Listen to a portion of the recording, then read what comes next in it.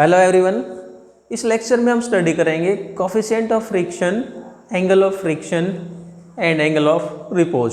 सो तीनों के बारे में हम बारी बारी से डिस्कस करेंगे। पहले बात करते हैं what is coefficient of friction. हम लॉ ऑफ लिमिटिंग फ्रिक्शन में सीख चुके हैं। According to first law of limiting friction we know that force of friction is directly proportional to normal reaction. This is normal reaction. If m is mass, then weight is mg acting vertically downward and normal reaction is upward. Then we know that force of friction is directly proportional to normal reaction. So if we remove this proportionality, then this relation becomes F is equal to mu r, where this constant mu is known as coefficient of friction. ये जो constant आया हमारे पास में mu, इसका नाम क्या है? Coefficient of friction. So we can write from this relation mu is equal to F by R, right. तो यहाँ से हमारे पास में कोफिशिएंट ऑफ फ्रिक्शन म्यू की डेफिनेशन क्या आएगी? Coefficient of friction is ratio of force of friction to normal reaction. जैसे हमारे पास में ये कोई भी दो सरफेस जो कांटेक्ट में है, तो इन दो सरफेस के लिए यदि हम कोफिशिएंट ऑफ फ्रिक्शन को डिफाइन करेंगे, देन देखो क्या होगी डेफिनेशन। We can define it as coefficient of friction between any two surface in contact is defined as the ratio of force of limiting friction and normal reaction. F क्या है? Force of limiting friction. R क्या है? Normal reaction. इन दोनों के ratio को हम क्या कहते हैं? Coefficient of friction. तो डियर स्टूडेंट्स, यहाँ से क्लियर है कि mu is ratio of force and normal reaction, both are forces. So यदि हम इस म्यू की बात करेंगे, what are the units of mu, तो ये जो म्यू है इट इज यूनिटलेस। क्या होगा? It is purely A number. It is purely A number. और जो क्या डिसाइड करती है? It decides the friction between any two surface. Coefficient of friction के बारे में हम क्या कह रहे हैं कि ये फ्रिक्शन को डिसाइड करता है। Greater the value of mu, greater will be the force of friction between two surfaces, right. अब हम बात करते हैं कि वो कौन कौन से फैक्टर्स हैं जिसपे coefficient of friction between any two surface depends. मतलब कौन कौन सी बातों पे कोफिशिएंट ऑफ फ्रिक्शन डिपेंड करता है। तो फर्स्ट जो फैक्टर है वो आता है हमारे पास में नेचर ऑफ सरफेस। कोई दो सरफेस जो कांटेक्ट में है उनकी नेचर कैसी है। जैसे फॉर एग्जांपल वेट और ड्राई, गीला या सूखा। जैसे हमने लास्ट वीडियो में डिस्कस किया था कि यदि हम बारिश में स्लिप होने का खतरा ज़्यादा रहता है, क्योंकि वहाँ पर क्या होता है? फोर्स ऑफ फ्रिक्शन कम हो जाता है। इसी प्रकार से एक ड्राई रोड है, या आपने देखा होगा घर में फर्श पे थोड़ा सा पानी डाल देते हैं तो फर्श स्लिपरी हो जाता है। सूखे फर्श पे चलना आसान होता है। तो क्या हुआ वहाँ पर? जैसे ही फर्श पे हमने पानी डाला, क्या हुआ?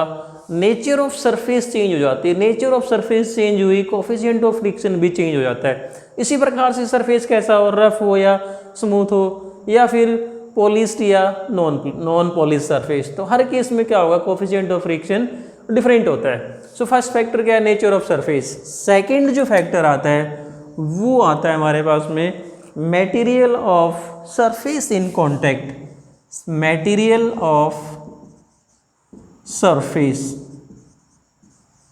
In contact. Now what is the meaning of material of surface in contact?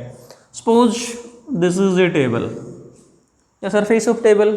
अब इस टेबल पे हम वेट mg, सेम वेट के पहले एक रबर का ब्लॉक पुट करते हैं। Suppose a block of rubber of weight mg, इसको पुट करें।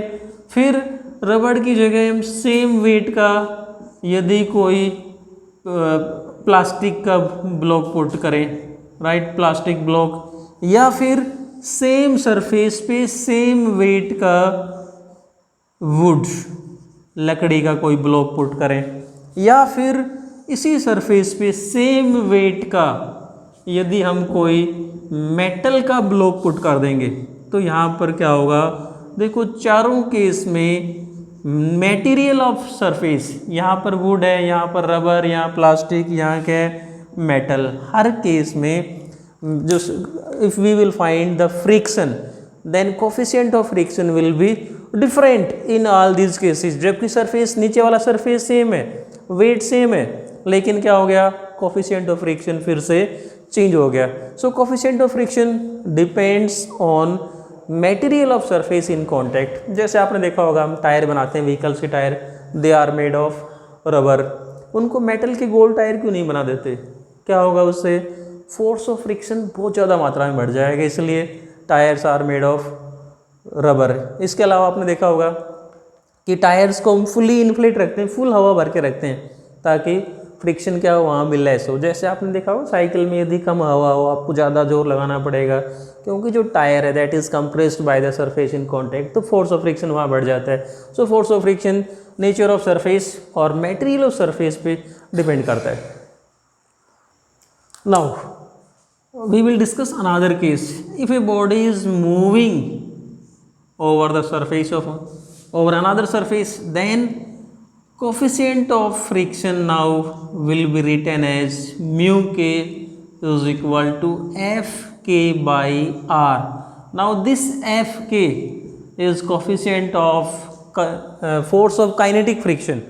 पहले क्या था हमारे पास में, mu is equal to F by R. This F is limiting friction, means maximum value of static friction. If there is actual motion, then we know that limiting friction is replaced by kinetic friction.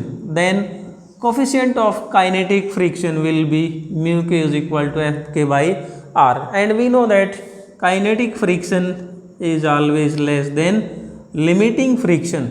So we can say that coefficient of kinetic friction is less than coefficient of limiting friction.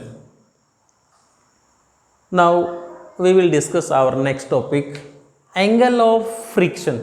What is angle of friction? देखो हम यहाँ समझते हैं, suppose this is any block of mass m, then its weight will be mg, weight of this block mg acts vertically downward, normal reaction upward. If we apply a force p in the forward direction, then force of friction will be in the backward direction. अब देखो ये हो गया हमारे पास में force of friction, और ये क्या है, नॉर्मल रिएक्शन। यदि हम फोर्स ऑफ फ्रिक्शन और नॉर्मल रिएक्शन इन दोनों का रिजल्टेंट निकालें, then suppose this O A, अगर हम ये कहते हैं let this O A represents resultant of these two forces, force of friction and normal reaction, तब इस रिजल्टेंट ने, किस किस का रिजल्टेंट है ये, resultant of force of friction and normal reaction, इस रिजल्टेंट ने नॉर्मल रिएक्शन की डायरेक्शन के साथ में जो एंगल बनाया है, इसी एंगल का नाम क्या है, angle of friction. So how we will define angle of friction? देखो हम कैसे डिफाइन कर सकते हैं, angle of friction between any two surface in contact is defined as the angle made by the resultant of force of limiting friction and normal reaction with direction of normal reaction. क्या मतलब हुआ इसका, कि force of limiting friction और normal reaction, इन दोनों के resultant ने नॉर्मल रिएक्शन के साथ में, देखो इन दोनों का रिजल्टेंट ये हो गया, और इस रिजल्टेंट ने नॉर्मल रिएक्शन के साथ में जो एंगल बनाया है ये नॉर्मल रिएक्शन है, इसके साथ जो एंगल बना इस एंगल का नाम क्या होगा, angle of friction. Now we have to find a relation between mu and theta, relation between mu that is coefficient of friction and theta angle of friction। यदि हम इन दोनों के बीच में रिलेशन निकालें, तो इन दोनों के बीच में रिलेशन निकालने के लिए हम क्या करते हैं, let us complete this parallelogram, right. आपने पढ़ा होगा पहले parallelogram, law of vector addition, कि इन दो वेक्टर्स का रिजल्टेंट वेक्टर कैसे निकाल सकते हैं। So we have completed this parallelogram, और इसको यदि हम नाम दे लेते हैं, दिस इज ओ ए, इसको नाम दे देते हैं बी, और इसको नाम दे दिया हमने सी। सो फ्रॉम, यदि आप याद करो पैरेललोग्राम लॉ को, if this force is F then we can say that this force O F O C यदि फोर्स ऑफ फ्रिक्शन F है, then this BA will be also equal to F। Now in this triangle OAB, यदि हम इस triangle की बात करते हैं, in triangle OAB, if we find tangent theta, then we know that tangent, if we find tangent theta, then tangent is perpendicular upon base। Dear students याद रखना, angle के सामने वाली साइड हमेशा परपेंडिकुलर होती है, लॉन्गेस्ट साइड हाइपोटेन्यूज, और ये क्या रह गया, बेस। सो टेंजेंट थीटा क्या होगा, perpendicular, that is equal to BA upon base, क्या होगा, OB, राइट। और we can write tangent theta is equal to BA, किसके बराबर है, force of friction, and OB is equal to क्या था हमारा, normal reaction R। So tangent theta क्या आ गया, F by R। But we know that F by R क्या होता है, कोफिशिएंट ऑफ फ्रिक्शन।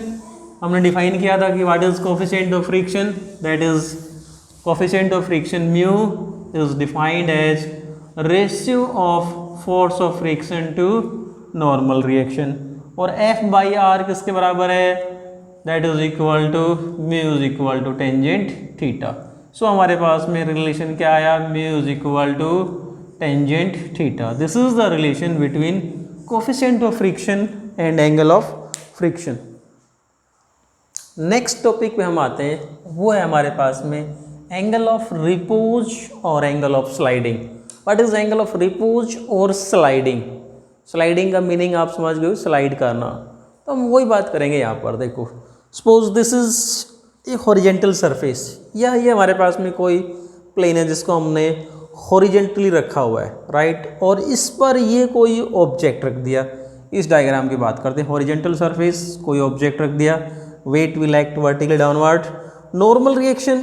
नाउ इस कंडीशन में नॉर्मल रिएक्शन कैसे होगी, normal to this surface and upward.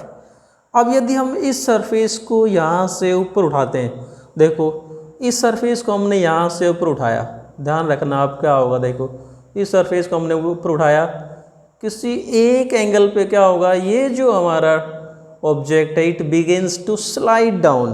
तो जहाँ पर जैसे ही ये चलना शुरू करता है, स्लाइड होना शुरू करता है, तो ये जो मिनिमम एंगल बनेगा, देखो यहाँ पर, यहाँ बात करते हैं, हमारे पास में पहले ये कंडीशन थी, अब हमने इस प्लेन को यहाँ से उठाया, इस प्लेन का नाम क्या होगा, inclined plane. This is inclined plane.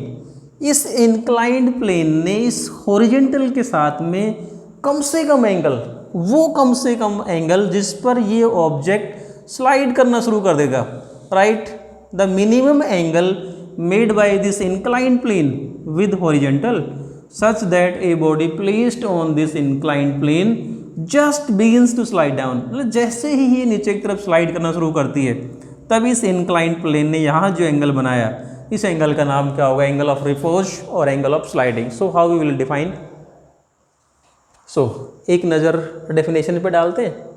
Angle of repose और angle of sliding is minimum angle of inclination of a plane with horizontal such that a body placed on the plane just begins to slide down. जैसा हमने अभी पढ़ा है कि इस plane को हमने यहाँ से ऊपर उठाया, क्या बन गया, ये इंक्लाइंड प्लेन हो गया। इस इंक्लाइंड प्लेन ने इस हॉरिजेंटल के साथ में जो कम से कम एंगल बनाया, जिस पे ये ऑब्जेक्ट स्लाइड करना शुरू कर देता है, उसको हम क्या कहते हैं, एंगल ऑफ रिपोज और angle of sliding. Now what are the various forces. अब यदि हम बात करते हैं इस पे कौन कौन से फोर्स लगे हुए हैं, तो क्या क्या फोर्स होंगे, देखो what will be the direction of normal reaction. We know that normal reaction is normal to surface. Direction of normal reaction will be this. This will represent normal reaction, right? And weight of this object will act vertically downward. We know that weight always acts vertically downward. And normal reaction, अब यहाँ पर देखो आप, normal reaction की जो हम बात कर रहे थे कि पहले हमारे पास में ये था horizontal plane, इस पे ये ऑब्जेक्ट रखा, direction of normal reaction, this pen represents direction of normal reaction. अब इस प्लेन को उठाओगे तो जैसे जैसे आप इस प्लेन को उठाओगे नॉर्मल रिएक्शन भी इसके साथ चेंज होती जाएगी। यहाँ से आपने पहले देखो ये कंडीशन थी normal reaction vertically upward, now आपने प्लेन को ऊपर उठाया, direction of normal reaction is in this direction. यहाँ पर this is the direction of normal reaction and weight is vertically downward. Now if we assume that this angle is alpha, let angle of repose is alpha, then we can say that if this angle is alpha then this angle will also be equal to alpha. If this is alpha then this is alpha. इसको हम समझते हैं कि कैसे prove करेंगे, ये alpha है तो ये वाला एंगल भी अल्फा कैसे होगा, इसको हम एक अलग डायग्राम से समझ लेते हैं। Suppose this is horizontal surface, ये क्या हमारे पास में, this is inclined plane, right. ये वाला एंगल क्या था, अल्फ़ा। यहाँ की बात करते हैं हम, यहाँ पर हमारे पास में वेट mg, इस वेट mg की लाइन को मैं एक्सटेंड करके नीचे तक ले आया और ये क्या था r, this is normal reaction r, direction of normal reaction. Now देखो यदि हम इस लाइन को नीचे ले आते हैं तो हमारे पास में ये ट्राइंगल निकल के आई and this is right angle triangle, right. Now इस ट्राइंगल में हम 1 मिनट के लिए मान लेते हैं, suppose this angle is x, this angle is y and this angle is z। Now यहाँ ये तो वर्टिकली डाउनवर्ड है, so this angle will be 90 degree. अगर ये एंगल 90 है तो इस ट्राइंगल में angle x plus angle y, angle x plus angle y will also be equal to 90 degree. Sum of this two angle will be 90, ये 90 तो इन दोनों का सम 90 होगा, राइट। अब देखो यहाँ बात करते हैं, this is normal reaction and this r is normal to this surface, ये r इस सरफेस की नॉर्मल है, इसका मतलब इतना इतना एंगल 90 है और y प्लस z भी क्या होगा, angle y plus angle z will also be equal to 90 degree. So यदि हम इन दोनों को कंपेयर करें, इन दोनों का सम 90, इन दोनों का सम 90, दोनों को इक्वेट कर देते हैं, angle x plus angle y is equal to angle y plus angle z, दोनों में y कैंसिल हो गया, angle x is equal to angle z, that is angle x is equal to angle z। इसका मतलब यदि ये alpha है तो ये वाला एंगल भी क्या होगा, alpha. So we can say that if this angle is alpha then this angle is also equal to alpha, right. ये तो हमने इसको मैथमेटिकली प्रूव कर दिया। यदि आप थ्योरेटिकली बात करोगे तो थ्योरेटिकली हमारे पास में क्या था, देखो ये कंडीशन थी हमारे पास में, हम यूँ कह सकते हैं इसको कि शुरू में जब ये वाला प्लेन हॉरिजॉन्टल था तो ये कंडीशन थी नॉर्मल रिएक्शन r की। अब जैसे जैसे आप इस प्लेन को ऊपर उठाओगे क्या होगा, ये एंगल अल्फा बढ़ेगा तो यहाँ से नॉर्मल रिएक्शन भी उतना ही दूर होता चला जाएगा। सो जितना इसको आप उठाओगे इतना एंगल बढ़ेगा, उतना ही यहाँ ये एंगल बनता जाएगा। सो हम इसको डायरेक्टली यूँ भी समझ सकते हैं या फिर यूँ समझ सकते हैं, ये यदि ये एंगल अल्फा है तो ये भी अल्फा होगा। Now what are the various forces, अब यदि बात करते हैं इसके ऊपर क्या क्या फोर्स लगे हुए हैं। Now various forces, weight mg vertically downward, normal reaction r normal to this surface, ये जो इंक्लाइंड प्लेन है इसके नॉर्मल हो गया, and third is force of friction acting up the plane, यदि ऑब्जेक्ट नीचे की तरफ स्लाइड होगा force of friction will be opposite to direction of sliding, so we can say that force of friction is up the plane. Now if we resolve mg, यदि हमारे पास में ये जो फोर्स mg है इसको रिजोल्व कर दें, if we resolve mg into rectangular components, यदि हम इस फोर्स mg को रेक्टेंगुलर कंपोनेंट्स में रिजोल्व कर दें तो देखो हमारे पास में क्या आएगा, mg नॉर्मल रिएक्शन के साथ में एंगल अल्फा बनाता है, देखो mg and mg makes angle alpha with direction of normal reaction. तो mg का इधर जो कंपोनेंट आएगा इस डायरेक्शन में, यहाँ से जो कंपोनेंट होगा we can say that it is mg cos alpha. याद होगा आपको resolving a vector into rectangular components, right. यदि आपने ये वाला वीडियो नहीं देखा है तो आप ज़रूर देखना, और यदि चैनल को सब्सक्राइब नहीं किया तो प्लीज़ चैनल को ज़रूर सब्सक्राइब करें। Now mg this component is mg cos alpha, और इसके परपेंडिकुलर जो कंपोनेंट आएगा ये कौन सा होगा, mg sine alpha. This is mg cos alpha और mg का इधर जो कंपोनेंट आ गया this is mg sin alpha. Now if we discuss in equilibrium condition, यदि हम बात करते हैं इन इक्विलिब्रियम कंडीशन, मतलब इक्विलिब्रियम में क्या होगा, the object is just at the verge of moving, मतलब अभी चला नहीं है, चलने की कंडीशन में है, तो उस केस में जो वेरियस फोर्सेज हैं वो क्या होंगे इक्विलिब्रियम में। We can say that R किसके बराबर होगा, R will balance M G cos alpha. ये जो नॉर्मल रिएक्शन है किसको बैलेंस कर रहा है, कोस अल्फा को।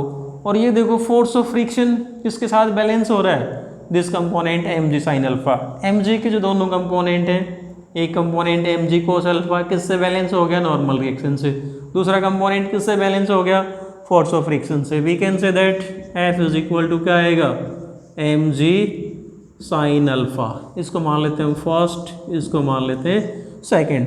यदि हम दो को एक से डिवाइड कर दें, डिवाइडिंग 2/1, डिवाइडिंग 2/1, तो क्या आएगा हमारे पास में f/r। f को r से डिवाइड करेंगे, क्या होगा, mg से mg कैंसिल, साइन अल्फा बटे cos alpha, that is sine alpha बटे कोस अल्फा। mg कैंसिल हो जाएगा दोनों में, साइन बटे कोस क्या होता है, tangent. So we can say that हमारे पास में फाइनली क्या आया, f/r, f/r is equal to tangent alpha. But we know that f/r इज coefficient of friction, so we can say mu is equal to tangent alpha is equal to f/r. This is the relation between coefficient of friction and angle of repose. इन दोनों के बीच में relation ये आएगा। अब यदि हम यहाँ से एंगल ऑफ रिपोज और angle of friction, angle of friction हमने क्या डिफाइन किया था, थीटा, एंगल ऑफ रिपोज क्या है, अल्फा। यदि हम इन दोनों के बीच में रिलेशन निकालें, then we can say that we know that mu is equal to tangent theta, और यहाँ से हमारे पास में क्या आया, mu is equal to tangent alpha. इसका मतलब दोनों म्यू के बराबर हैं, दोनों को इक्वेट कर देते हैं, tangent theta is equal to क्या आएगा, टेंजेंट अल्फा, और we can say that theta is equal to alpha. So angle of friction is equal to angle of repose. Thanks and keep on watching. Next मुलाकात, next video.